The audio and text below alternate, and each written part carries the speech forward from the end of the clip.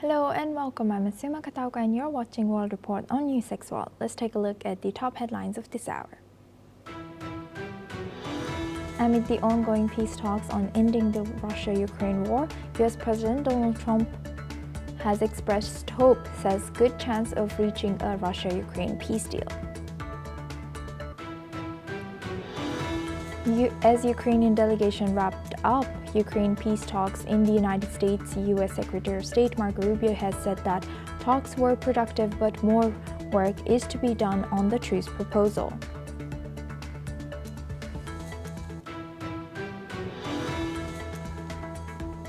U.S. President Donald Trump has confirmed reports of telephonic conversations with Venezuelan leader Maduro. However, Trump did not reveal further details. This call comes amid escalating tensions between both the countries.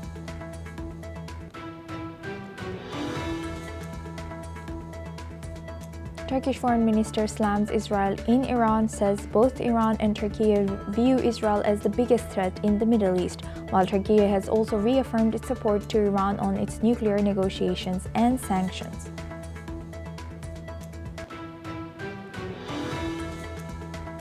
As Pope Leo makes his pit stop at Lebanon during his first foreign trip, Pope challenged Lebanon's political leaders. He has urged them to be peacemakers and to put their differences aside amid the growing tensions with Israel.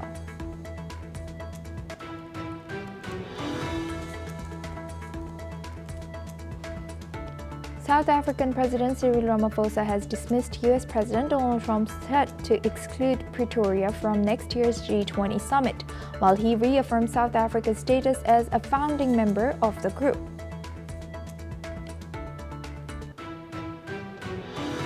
Sri Lankan President Anura Dissanayake has said that the country has faced the most difficult rescue operation in the history. Cyclone Ditwa has so far claimed 334 lives, with nearly 400 people still missing, as per reports. Polls have closed in Kyrgyzstan, and the preliminary results show that allies of Kyrgyzstan's President Sadir Japarov have swept the board in the snap parliamentary election.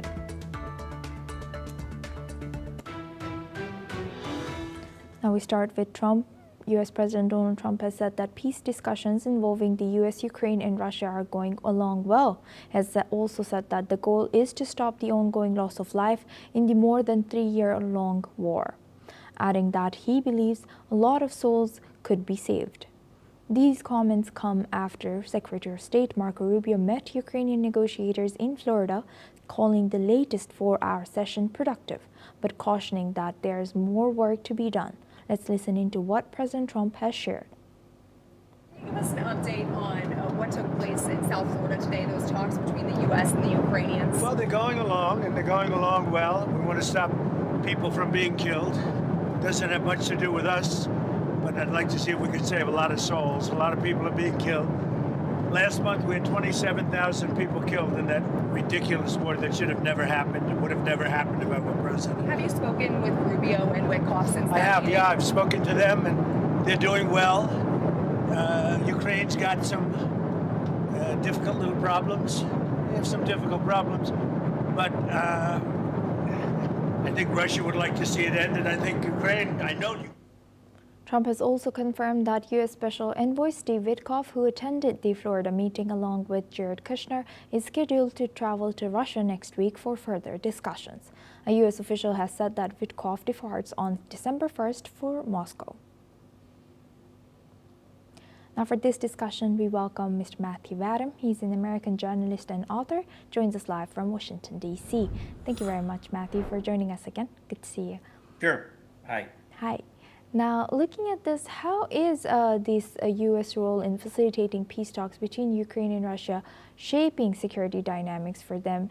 And where are the talks now? What's your analysis?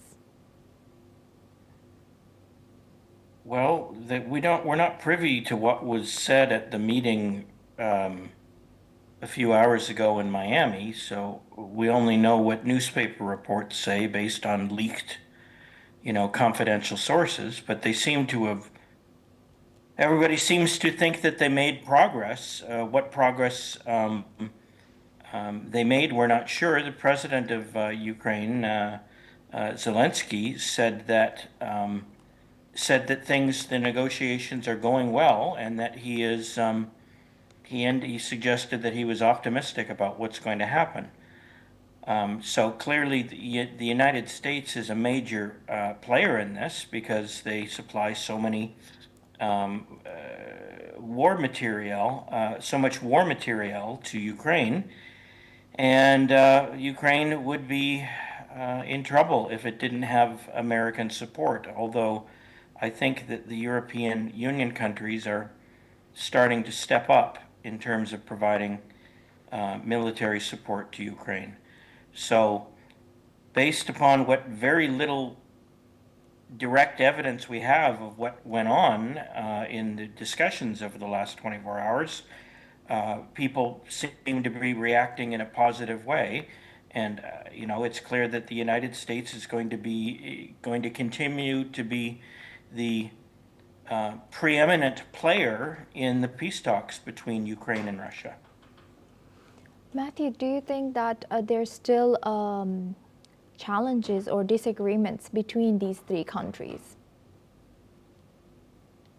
Well, I think the same sticking points are there that have been there for several months, or at least several weeks, since the 20-something point peace plan proposed by the Trump administration was leaked. And one of the major sticking points is that Ukraine is not happy about having to cede much of its eastern territory that was conquered by Russia. And they are not going to just suddenly agree to that, though, maybe they will accept some cession of the ceding of some of their territory, but that is a major sticking point, is the territorial gains that Russia has made as a result of its invasion of Ukraine. And I don't think that issue has been resolved, and that's a really significant sticking point. And until that can be resolved to, obviously Russia is happy with that, those aspects of the Trump peace plan, which favor it. I don't think Ukraine is happy, and I don't think they're going to agree in the end to their land being ceded to Russia as a result of its campaign of conquest. Right. Thank you very much, Mr. Matthew, for sharing that. Please stay with us as we stay on this discussion now. Now, moving on, we stay on this discussion. U.S. Secretary of State Marco Rubio has said that a meeting with Ukrainian officials in Florida was very productive, but cautioned that work remains to end Russia's war with Ukraine. He has added that U.S. Special Envoy Steve Witkoff will be traveling to Moscow later this week, and said that the U.S. has been in contact with Russian officials to understand their position. Let's listen into what was said. We had another very productive session, building off Geneva, building off the events of this week. As I told you earlier this morning, our goal here is to end the war, but it's more than just to end the war. We don't just want to end the war, we also want to help Ukraine be safe forever, so never again will they face another invasion. And equally importantly, we want them to enter an age of true prosperity. We were discussing about the future of Ukraine. We discussed all the important matters that are important for Ukraine, for Ukrainian people, and the US was super supportive. We already had a successful meeting in Geneva, and today we continued this success. So at the moment, this meeting was productive and successful. On the later stages, hopefully, we'll keep you up. Now for this discussion, we welcome back Mr. Matthew Vadam. He's an American journalist and author, joins us live from Washington, D.C. Thank you very much, Matthew, for staying with us. Now, what more can you tell us about Steve Witkoff also heading to Russia, and what do you think they will be discussing with Russia now?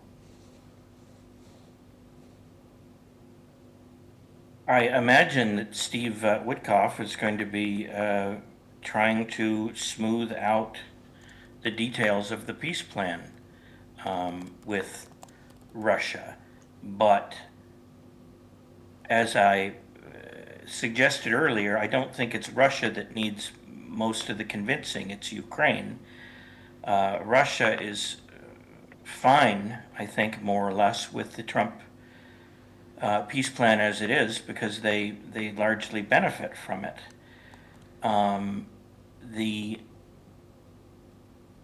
They like that they get to keep the territories that they gained. They like that the Trump administration doesn't want Ukraine to join NATO, or at least not as a full member of NATO. And Russia wants some security guarantees. They want to be assured, I guess, that the territory that they control, that they will be able to actually control it, that they'll be able to defend it, and that their border, the new borders that they foresee in Ukraine will be respected. I don't know what special offers or tricks Mr. Witkoff has up his sleeve, to use an expression, but I'm sure they're coming up with something interesting. These things are never resolved quickly, and I would be shocked if if a peace is agreed at by the two countries in the next few days. These are all just tentative preliminary discussions, and we don't know exactly what's happening because they don't let TV cameras in there, and all we can find out is what Secretary Rubio or his authorized spokespeople, or what President Putin and his diplomats are allowed to say to the media afterwards. They are projecting confidence that a deal will be reached, and so are the Ukrainians. So I suppose that's a good sign, but what it actually means in the end is unclear, because there is such a dearth of information right now about what the two sides are actually saying to each other, and what the United States is saying behind closed doors. So we are really operating in the dark here, and we can only, we're not flies on the wall, so to speak. We don't know exactly what's being said behind closed doors. But everyone is everybody, the three sides, the United States, Ukraine, and Russia, are all putting their best face forward right now. So it seems like things are headed in the right direction. But we won't know for sure for some time yet, I would think. And I wish I could be more specific in giving you news, but I don't think it exists right now, because everything is being kept under wraps for the time being, except for what diplomats are willing to say to the media. Yes, with that, I would like to thank Mr. Matthew Adam for joining us today and sharing that insight. Thank you very much. Now we stay in the region with tensions over Venezuela running high. U.S. President Donald Trump has confirmed that he recently spoke with Venezuelan President Nicolas Maduro, though Trump has refused to provide further details on what the two leaders discussed. Let's in fact listen into what the U.S. President has shared. The New York Times reported that you had a phone call with Maduro. Did you? I don't want to comment on it. The answer is yes. And can you tell us a little bit No, about I can't do that. Mr. President, would you say it went well? I would say it went well or badly. It was a phone call. The disclosure comes as Trump strikes a tough tone on Venezuela while still leaving the door open to diplomacy. Just a day earlier, he has said that airspace over and around Venezuela should be considered closed in its entirety, a remark that sparked confusion in Caracas. When pressed on whether military action was imminent, Trump has said that not to read anything into it. his team has been weighing new steps against Maduro, whom Washington accuses of ties to the illegal drug trade, an allegation the Venezuelan leader firmly denies. Now for this discussion, we welcome Ms. Daniela Bloom. She's a political commentator, joins us live from Los Angeles. Thank you very much, Daniela, for joining us again. Good to see you. Now, Daniela, looking at this, what strategic objectives might the U.S. be pursuing by, publicly revealing a phone call with Maduro while simultaneously escalating the rhetoric and pressure on Venezuela? Yeah, I mean, it's a phone call. We don't have all the details. I think that's part of the leverage and negotiation. The fact that even a phone call took place shows that the pressure that Trump has recently put on Venezuela is working. And Trump is wanting to have some resolution because Venezuela is one of the biggest problems with illegal immigration. It is known to have connections to U.S. adversaries of Russia and China. And there's a huge drug trafficking problem. Not to mention that Venezuela has the world's largest proven oil reserves, which can come in very handy in terms of negotiating away from the energy strongholds that Iran and Russia have. So this is important to Trump on many different levels, but he's always going to come from a place of strength and leverage and not show his cards.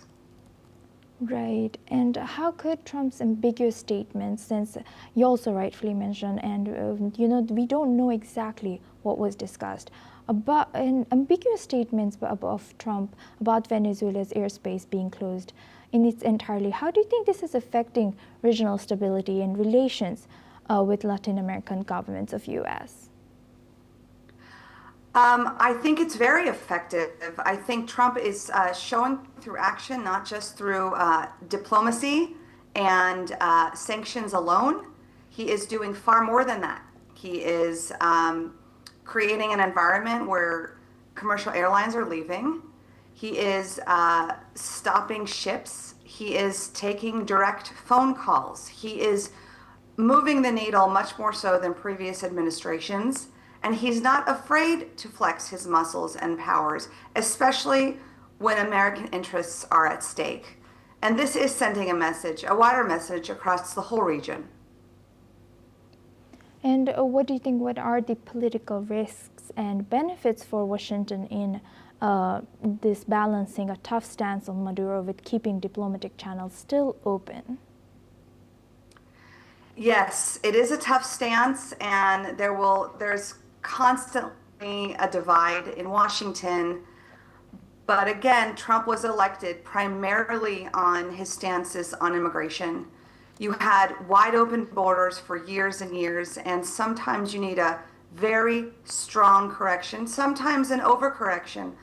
But our immigration has significantly decreased, and all that money and resources that was spent on illegal aliens can go back to the Americans, and his approval rating regarding that shows a positive reflection. Can you tell us more about these approval rating, as I myself and also maybe our viewers don't know about this? So there was a poll that I saw, a legitimate poll, and I think it was played on a network that is not necessarily a pro-Trump conservative network, and they were shocked to share that at the time of his election, he was at 87% approval. And when there was a new poll just done recently, it continued to stay at 87%. So as much as some of our divisive media in America shows a lot of people being unfavorable towards his aggressions with ICE and swiftly returning many illegals back to their countries of origin, people are actually still very much appreciative of that and see its importance and see its merit, and putting Americans first. And when you have veterans and tax-paying people who are homeless, who can't get medical care, can't get their kids into school because of this wave of illegal aliens, and it starts to affect your own communities, you want better leadership, and that is what Trump has been delivering. Right, and thank you for sharing that. And lastly, to what extent could these mixed messaging from the U.S. administration and also Venezuela, very kind of strict talks or stance from Venezuela, potentially, how do you think this is potentially increasing the chances of unintended escalation? The fact that there's communication is everything. It's about, you can make a deal with anybody. Even if you don't like them, even if you have different objectives. But the fact, I think it's too soon to tell. The fact that a phone call happened is significant in itself. No one saw that this would happen 6 months ago. So let's see what happens. I think Trump is very right to not disclose too much because people, speculators, they run with it. When Trump has something to report, we will hear about it, trust me, and he will want the credit. Right. Thank you for highlighting that, Daniela. Great learning from you. Please stay with us as we come back to you for our next discussion as well. Now, moving on, Pope Leo has delivered a speech in Lebanon where he has repeated his call for representatives to do their part to help achieve peace in the region. Speaking in a room with several senior government and religious figures, the Pope has praised the Lebanese people for their resilience. Let's listen in. Almost everywhere in the world around us, a kind of pessimism and sense of powerlessness seem to have taken hold, where people are no longer able to ask themselves what they can do to change the course of history. Major decisions appear to be taken by a select few, often to the detriment of the common good, as if this were an inevitable destiny. You have suffered greatly from the consequences of an economy that kills, from global instability that has devastating repercussions also in the Levant, and from the radicalization of identities and conflicts. But you have always wanted and known how to stop. But meanwhile, Lebanese citizens and visitors have lined up the streets to catch a glimpse of Pope Leo upon his arrival in the country. The first U.S. Pope has arrived in Lebanon from Turkey, where he has been visiting for 4 days. The Pope has warned that humanity's future is at risk because of the world's unusual number of bloody conflicts and has condemned violence in the name of religion. Let's in fact listen into how Lebanese citizens have reacted. بدي اقول له يصلي لنا تنزرع المحبة بقلوب العالم بقلوب السياسيين قبل الكل. بدنا يزرع السلام بقلوب السياسة لنعيش حياة مريحة بلبنان. نحن شعب منا مرتاح بلبنان. إن شاء الله يا رب بمجده على لبنان يعم السلام يعم الحب تعم المحبة وينور لنا بلادنا ويحنن قلوب القاسة النواب والوزراء والكل على الشعب اللبناني. Now we move on to Turkey. Turkey's Foreign Minister Hakan Fidan has said that Israel now represents the primary security threat to the Middle East. Speaking at a joint press conference in Tehran alongside Iran's Foreign Minister Abbas Araghchi, Fidan has accused Israel of pursuing expansionist policies and that he says are destabilizing the entire region. Fidan has said the immediate priority for both Turkey and Iran is to maintain the ceasefire in Gaza and move forward towards what he called the next stage of the process. The comments come as Gaza continues to reel from Israel's bombardment launched after the deadly October 7, 2023 Hamas attack. Ministry of Health in Gaza has said that more than 70,000 people have been killed in the Israeli attacks and large parts of the enclave have been reduced to ruins as the humanitarian crisis deepens. Türkiye, İran bölgenin iki güçlü ülkesi. Bölgesel konuları da bu vesileyle masaya yatırdık. Başta Filistin, Gazze olmak üzere Suriye, Lübnan, İsrail yayılmacılığı, yürüyen nükleer müzakereler, Afganistan, Pakistan arasındaki gerginlik, bütün bunların hepsini kendisiyle görüştük. İsrail'in bölgesel yayılmacılığının bölgemiz için bir numaralı güvenlik tehdidi olduğu konusunda bütün bölge ülkeleri olduğu gibi biz de hemfikiriz. Amacımız Gazze'de büyük emeklerle oluşturulan ateşkesin devam etmesi ve Now for this discussion, we welcome back Ms. Daniela Bloom. She's a political commentator, joins us live from Los Angeles. Thank you very much, Daniela, for staying with us.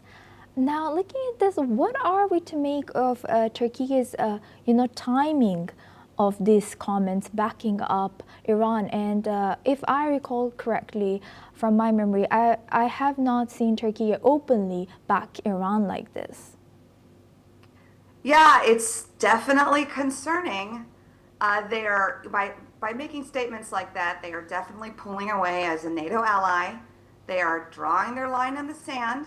They are aligning with this anti-Israel, anti-Western narrative, and it's pure, blatant projection when they refer to Israel as the Middle Eastern destabilizer. Israel, the only democratic country in the Middle East that welcomes all religions. I recall it being Turkey who has been one of the most aggressive destabilizing forces in the region, from Syria to Libya, not to mention the Armenian genocide and the horrible, horrible treatment and displacements of the Kurds. There's an old saying that we hear a lot, especially these days: tell me what you accuse the Jews/Israel of, and I will tell you what you are guilty of. Okay, thank you. And how might Turkey's designation of Israel as the Middle East primary security threat, how do you think this will reshape Ankara's regional diplomacy, and especially, as you mentioned, its relations with Western allies, particularly in NATO? Yeah, it's a huge concern. I mean, Turkey geographically has access to Iran, to Russia. It's a huge country with very concerning channels.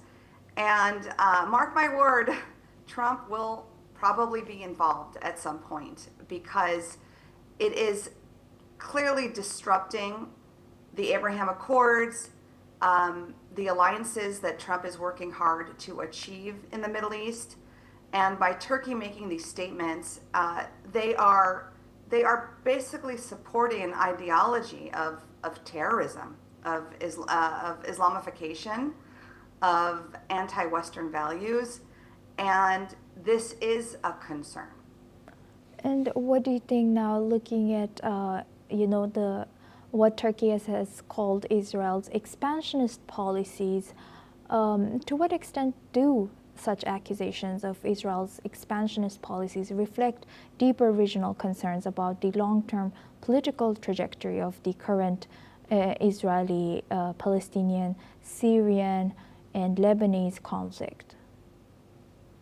Well, anybody who looks at a map can see just how tiny Israel is in comparison to Turkey and surrounding countries. And Israel has every right to seek buffer zones and seek to protect its borders. And again, Turkey completely invaded Syria. So I just don't get how they can make these statements. It's ridiculous. With that, I would like to thank Ms. Daniela Bloom for joining us today and sharing that insight. Now we move on to Asia. Sri Lanka's President Anura Kumara Dissanayake has released a statement on the cyclone Ditwa that struck Sri Lanka, and he has said that the country faced the most difficult rescue operation in its history. The death toll in the country from Cyclone Ditwa has climbed to 334, with nearly 400 people still missing. As per reports, the floodwaters have reached a dam while rescue operations continued into a fourth day. Let's listen into what the President of Sri Lanka has shared about the prevailing situation of the country. ඉතිහාසයේ විශාලතම සහ අභියෝගාත්මක ස්වභාවික ව්‍යසනයට බව අප දන්නවා. ඒ වගේම අප දියත් කොට ඇත්තේ මෙරට ඉතිහාසයේ අභියෝගාත්මකම ගලවා ගැනීමේ මෙහෙයුම බවත් අප දන්නවා. මේ ඉතිහාසයේ විසින් එකවර රටම ව්‍යසනයට ලක් කිරීමේ පළමු අත්දැකීම වෙනවා. රටම සතර දිග්භාගයෙන් යට වුණු සහ ආපදාවට ලක් වූ තත්ත්වයක් තුල මේ අතිශය දුෂ්කර ව්‍යායාමයේ ජයගත යුතුව තිබෙනවා.